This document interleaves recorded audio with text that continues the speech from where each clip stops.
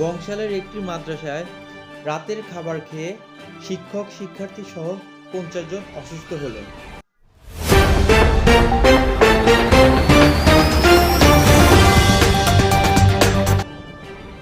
বংশালের মাদ্রাসায় খাবার খেয়ে শিক্ষার্থী সহ অসুস্থ হলেন ৫০ জন।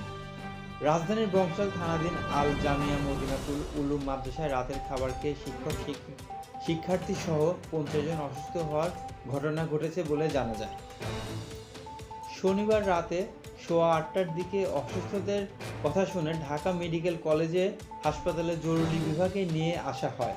পরে জরুরি বিভাগের চিকিৎসক তাদের নতুন ভবনের মেডিসিন ওয়ার্ডে রেফার করেন।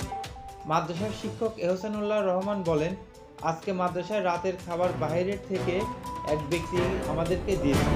সেই খাবার খেয়ে আমাদের মাদ্রাসার শিক্ষক শিক্ষার্থী সহ ৫০ জন অসুস্থ হয়ে পড়ে।